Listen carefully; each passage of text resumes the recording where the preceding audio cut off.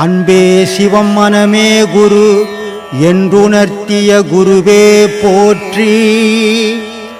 எனக்குள் இறைவனை உணர வைத்த குருவே போற்றி. நந்தனாரை பற்றி கொஞ்சம் சொல்லுங்க. நந்தனாரை பற்றி கொஞ்சம் சொல்லுங்க. அவர் கோவில் எல்லாம் சேர்க்கல அப்படி இப்படின்னாங்க.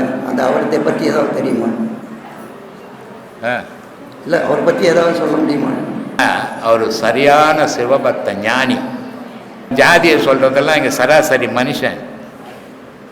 ஆனால் ஞானிக்கு ஜாதி கிடையாது, பேர் தான் உண்டு. ஞானின்ற பேர் தான் உண்டு. நந்தனார் ஒரு மகான் ஞானி. ஆனால் அவர் இந்த பிராமண வீட்டில் விவசாய தொழில் செய்கிறார். சிவபெருமானுக்கு கருட சேவை நடக்குது.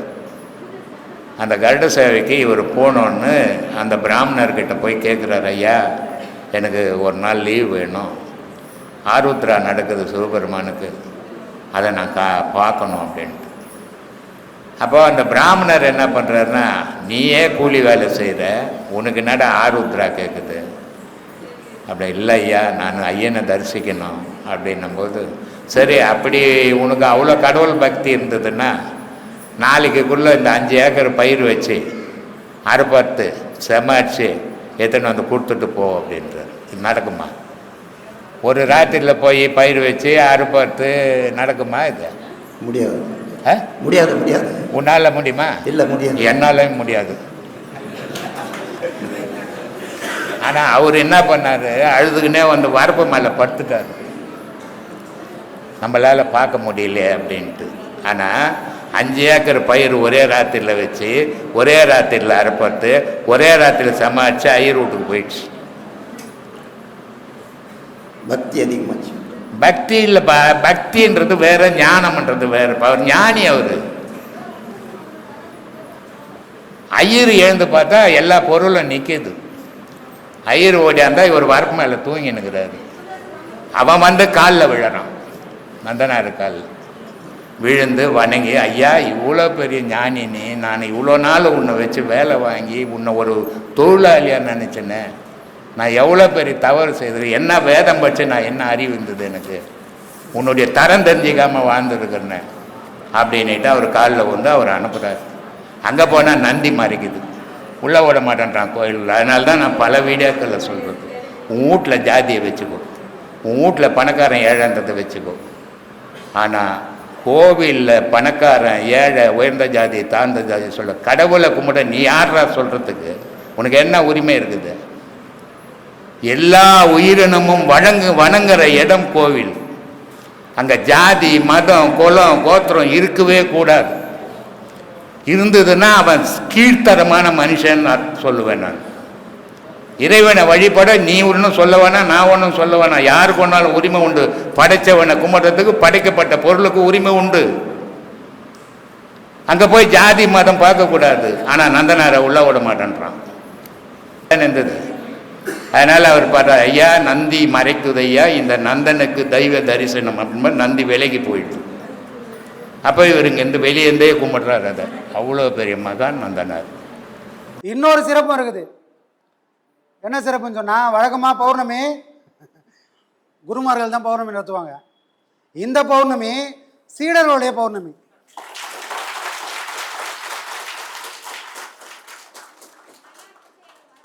கண்டிப்பாக இன்றைக்கி நடக்கக்கூடிய இந்த எல்லா சிறப்பும் உங்களுக்கு தான் சொந்தம். ஏன்னா இது எல்லாமே உங்களுடைய செயல்னால, உங்களுடைய கோரிக்கையினால நடந்த ஒரு சிறப்பான ஏற்பாடு. கண்டிப்பாக கண்டிப்பாக கண்டிப்பாக. ஏன்னா யாருக்கும் வெளியே இருக்கிறோம், ஆசிரமத்தை விட்டு வெளியே இருக்கிறோன்ற எண்ணம் யாருக்கும் இல்லை. காரணம் என்ன? அதான் சீடர்களுடைய அந்த ஒற்றுமையும் அந்த ஞானமும். இந்த மாதிரி சீடர்கள் எங்கே இருக்கிறாங்களோ அங்கே தான் ஐயாவும் இருப்பார்.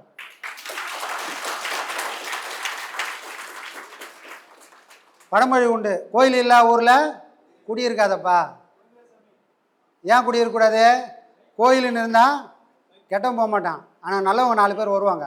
அப்போ நல்லவங்க 4 பேர் வரும்போது அந்த நல்ல மூச்சுகளும் நமக்கு கிடைக்கும், நமக்கும் நல்ல சிந்தனைகள்லாம் வரும்னு பெரியவங்க ஊருக்கும் கோயிலை கட்டி வச்சுருக்காங்க. சரிங்களா? ஆனால் நல்லவங்களே யாரும் இல்லை ஊரில்.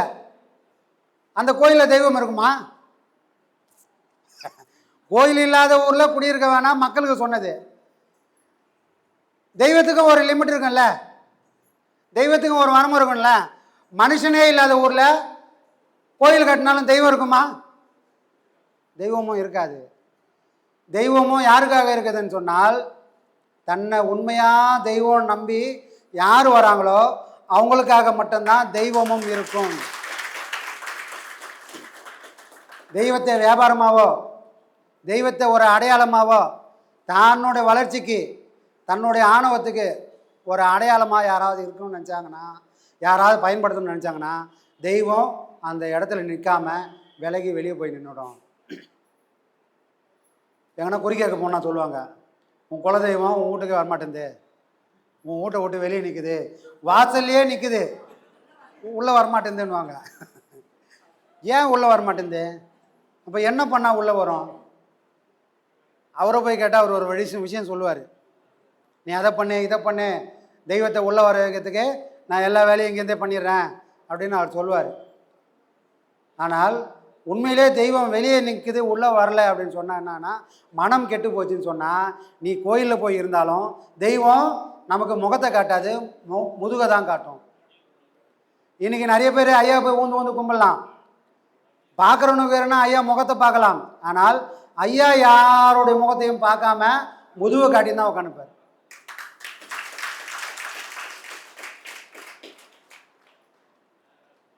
வாக்கினால் மனத்தினால் மதித்த காரணத்தினால் நோக்கனாத நோக்கை யாவர் இங்கு நோக்குவார். நோக்கனாத நோக்கு நோக்கு நோக்கு நோக்கிடில். ஒரு பொருள் யாரையுமே பார்க்காம அது பாட்டு நோக்கானதுதான். அந்த பொருளுக்கு பேர் என்னது? இறைவன். யாரையும் பார்க்க மாட்டேன்னு உக்கானுக்குதான். எப்படி? முதுவை காட்டின்னு உக்கானுக்குதான். அந்த பொருளை முதுவை காட்டின்னு உக்கானுக்கிற அந்த பொருளை உன்னை பார்க்க வைக்கிறதுக்கு வழி தெரியுமா? அந்த வழி என்ன அப்படின்னா, வாக்கினால் மனத்தினால் மதித்த காரணத்தினால். எப்பா, உன்னோட சொல்லுலையும் உன்னோட செயல்லையும் எப்போ தூய்மையான பக்தி இருக்குதோ அந்த பக்தியால் மட்டும்தான் திரும்பி யார் வந்தாலும் திரும்பி பார்க்காத தெய்வம். ஊரில் யாகம் வளர்த்துவாங்க, ஆயிரக்கணக்கான மந்திரம் உச்சாடனம் பண்ணிக்கினே யாகத்தீய ஜெகஜோதியாக வளர்ப்பாங்க. அவ்வளோ பேர் மந்திரம் சொன்னால் கூட திரும்பி பார்க்காத தெய்வம் ஒழுக்கமாக இருந்தா, குருவே தெய்வம்னு யார் இருக்கிறாங்களோ அவங்க போய் நின்னால், அது வரைக்கும் முதுவை காட்டியிருந்த தெய்வம் இப்போ என்னை பார்க்கறதுக்கு யாரா வந்துக்கிறான்னு அது முகத்தை பார்க்க ஆரம்பிச்சிடும். அப்போ தெய்வம் யாரையும் பார்க்கல, யாரை பார்க்குது? சுத்தமான மனம் கொண்டு யார் யார் போகிறாங்களோ அவங்கள மட்டும்தான் தெய்வம் திரும்பி பார்க்குது. யார் சொன்னது? சிவவாக்கியர் சொல்கிறாரு. நீ தாண்டா பார்த்துட்டு வர, நீ பார்க்கறதுனால தெய்வத்தோட அனுகிரகம் கிடைக்கும்னு நினைக்காத, கிடைக்கவே கிடைக்காது. நீ பார்க்கறதுனால தெய்வத்தோட ஆசீர்வாதம் உனக்கு கிடைக்காது. ஆனால் தெய்வத்தோடைய பார்வை உன் மேலே விழுந்ததுன்னு சொன்னால் அதுக்கப்புறம் உனக்கு கெட்ட காலன்றதே கிடையாது. நீ எடுத்து வைக்கிற ஒரு அடியும் நல்லதே தொட்டதே துளங்குவாங்க. ஆனால் தெய்வம் பார்த்தா என்ன ஆகும் அப்படின்னா, அங்கேயும் ட்விஸ்ட் இருக்குது. தெய்வம் பார்க்காத வரைக்கும் நம்ம பாட்டு சந்தோஷமாக இருந்திருந்தோம். தெய்வம் பார்த்தா என்ன ஆகும்னா, அதுக்கு ஞானிகளோட வாழ்க்கை வரலாறு பார்க்கலாம். யாரெல்லாம் தெய்வம் பார்த்ததோ அவங்க எல்லாரும் படாத பாடுபட்டிருக்காங்க. என்னய்யா இது, முன்னதான் சொன்னால் தெய்வம் பார்க்கலாம் சந்தோஷமாக இருப்பாங்கண்ணே, தெய்வம் பார்த்தா இப்போ படாத பாடுபடுவேன்னு. அது உண்மை. தெய்வம் யாரை திரும்பி பார்க்கன்னு சொன்னால், இந்த பிறவியே உனக்கு கடைசி பிறவியாக இருக்கும்னு யாரெல்லாம் நோக்குதோ அவங்களுக்கு அந்த கடைசி பிறவியாக மாறிடும். அப்போ இதுதான் கடைசி பிறவியாக மாறுதுன்னு சொன்னால், எத்தனையோ பிறவியாக செஞ்ச வினைகள் எல்லாத்தையும் இந்த ஒரு பிறவிலேயே கொடுத்து இறைவன் முடிக்கிறதுக்கான வேலையை பார்ப்பான். அதுக்கு உதாரணமாக யாரை சொல்லலாம்? யாரை சாமி சொல்லலாம்? நம்ம வார்த்தைக்கு வார்த்தை சொல்லுவோம், இவர் ஹரிச்சந்திரன் வீட்டு பக்கத்து வீடு இவர் அப்படிங்க. ஹரிச்சந்திரனுக்கு எத்தனையோ பிறவிகள் இருக்குது. அவங்க போய் விஸ்வாமித்திரரை கேட்குறான், நான் எத்தனையோ பிறவி எடுக்கிறதுக்கு நான் தயாராக இல்லை. அவன் யாராக இருந்தவன்? மன்னனாக இருந்தவன். அவனுக்கு அப்படி ஒரு ஆசை வர வேண்டியதே இல்லை. இருக்க மன்னனாக இருந்து சந்தோஷமாக இருந்து செத்து போயிடலாம். ஆனால் அவனுக்கு ஏக்கம் இருக்குது, நான் இன்னொரு பிறவி மனுஷன் இன்னொரு பிறவி எடுக்க நான் தயாராக இல்லை, இதுவே எனக்கு கடைசி பிறவியாக இருக்கணும், அதுக்கு ஒரு வழியை சொல்லு. அந்த மாதிரி ஆசைப்படாத. அப்புறம் இப்போ பட்டு துணி கட்டிக்கின்னு கிரீடெல்லாம் வச்சு ராஜா மாதிரி கம்பீரமாக இருக்கிற அந்த மாதிரி நீ ஆசைப்பட்டேன்னா நாளைக்கு கோமணம் கட்டுற அளவுக்கு ஒருத்தர் வந்து விட்டுருவான் உன்னை. பரவாயில்ல,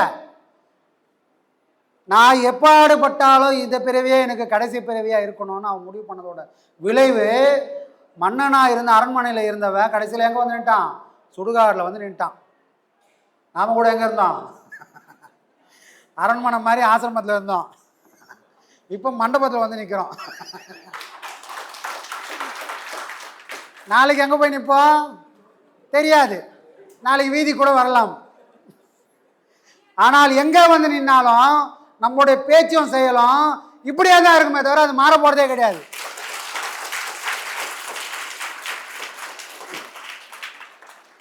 ஏன்னா நமக்கெல்லாம் ஒரு விஷயத்த புரிய வச்சுட்டாரு. நீ ஞான பாதையை தேர்ந்தெடுக்காத, கஷ்டப்படுவேன். யாராவது ஐயா கூப்பிட்டுருக்காரா? எதுக்குடா வரீங்க? ஊரெல்லாம் வாங்க வாங்க வாங்க வாங்கன்னு கூப்பிட்ற ஒரு காலகட்டத்தில் யாரும் வராதிங்க. இங்கே வந்தீங்கன்னா உங்களோட நிலைமை இருக்கிறத விட மோசமாக போகும். யாராவது சொல்ல முடியுமா? நீ வந்திருப்பா என்னை தேடிக்கின்னு, உன் வாழ்க்கையை மாற்றி காட்டுன்னு சொல்லக்கூடிய உலகம் இது. எதுவும் பண்ண முடியாது, யாரோட வாழ்க்கையை யாராலும் மாற்றவே முடியாது. ஆனாலும் ஏமாத்துறதுக்கு ஒருத்தன் வந்துட்டான் போது அவனை ஏமாற்ற தயாராக இருப்பான். அப்படியாப்பட்ட உலகத்தில் இங்கே வராதிங்க. இப்போ நீ வேஷ்டி தான் கட்டிங்கிற, நாளைக்கு கோமணம் கட்டுற அளவுக்கு ஆகிடும். ஒருத்தன் கனவு கண்டானா, என்ன கனவு கண்டானா? வேஷ்டி கட்டிக்கின்னு கனவு கண்டானா, இந்த ஆட்சி மாறிச்சுன்னா நான் பழையபடி பேண்ட்டு சட்டோடு வாழ்வேன் அப்படின்னு கனவு கண்டானா. அவன் கனவு முடிகிறதுக்குள்ளே கட்டின வேஷ்டியும் காணா போயிச்சான். அந்த மாதிரி நம்ம வாழ்க்கை மாறிடும். ஏன்னு சொன்னால், இறைவன் கணக்கை அவன் தனக்குள்ள ஒருத்தனை சேர்த்துக்கணும்னு முடிவு பண்ணானா அந்த பிறவியை சுத்த பிறவியை மாற்றணும். ஏன் அது சுத்தம் இல்லாமல் இருக்குது? எங்கே அந்த அசுத்தம் வந்தது அப்படின்னு சொன்னால் கர்மாவில் இருக்குதுப்பா.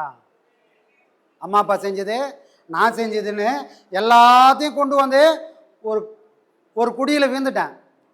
அப்போது அந்த ஆன்மா சுத்தமாக என்னைக்கு ஆகுதோ அன்னைக்கு தான் இறைவன் அதை பொறுக்கி எடுப்பான். அது வரைக்கும் அவன் என்ன பண்ணுவான்? துவைக்கிற வேலையை பண்ணுவான். துவைக்கும்போது சும்மா இருக்குமா? ஒரு துணி என்ன பண்ணுவோம், அழுகு எவ்வளோ இருக்குதோ அந்த அழுகுக்கு ஏற்ற மாதிரி அதை போட்டு சாத்துவோம். அப்படிதானே சாமி? அழுக்கே ஆகலை என்ன பண்ணுவான்? நம்ம அம்மாவெல்லாம் கல்யாணத்துக்கு போவாங்க, நல்லா பட்டு புடவை கட்டி போவாங்க. அந்த பட்டு புடவை என்ன பண்ணால் துவைக்கவே மாட்டாங்க. நம்ம யாருன்னா தப்பாக நினச்சிக்க போகிறீங்க? ஏன்னா அந்த பட்டு புடவை நேராக கல்யாணத்துக்கு மட்டும் தான் கட்டி போவாங்க, எந்த அழுக்கும் ஆகாது. சேரில் போய் உட்காருவாங்க, திரும்ப வீட்டுக்கு போவாங்க. அது சோப் போட்டுலாம் துவைக்க மாட்டாங்க. அது என்ன பண்ணுவாங்க? தண்ணியில் போட்டு ஒரே அமுக்கி அப்படியே எடுத்து காய வச்சுருவாங்க. என்ன அர்த்தம்? அழுக்கு ஆகலை, அதனால் துவைக்கிற வேலை இல்லை. அழுக்கு அதிகமாக இருந்ததுன்னா துவைக்கிற வேலையும் அதிகமாகிடும். அப்போது நம்மளோட துன்பத்துக்கு காரணம் அழுக்கு ரொம்ப இருக்குது. அதனால் இறைவன் துவைக்கிற வேலையை ரொம்ப வேலை பண்ணுறான். அவன் போட்டு போட போட போட நமக்கு வலியும் வேதையும் ஜாஸ்தி ஆகுது. ஆனால் உள்ளதை உள்ளபடி புரிஞ்சுக்கணும்னா, ஏன் இப்படி துவைக்கிறானேன்னு வேதனைப்படக்கூடாது. நான் ரொம்ப சீக்கிரமாக வெளுத்துற போகிறேன் அப்படின்ற அந்த உண்மை புரிஞ்சுதுன்னா இந்த வெளுக்கிறான்ன்ற வேதனை இருக்காது. எப்பவுமே நமக்கு முடிவு தான் தேவை. முடிவு மட்டும் தெளிவாக தெரிஞ்சிச்சுன்னு சொன்னால் போகிற வழியில் புல்லு தடுத்தாலும் நான் விட மாட்டேன், முள்ளு குத்துனாலும் விட மாட்டேன், எதுவும் என்னை தடுக்காது. எது இருந்தால் இலக்கோட முடிவு நமக்கு தெளிவாக இருந்தால் வரக்கூடிய துன்பம் என்னை அசைச்சே பார்க்காது.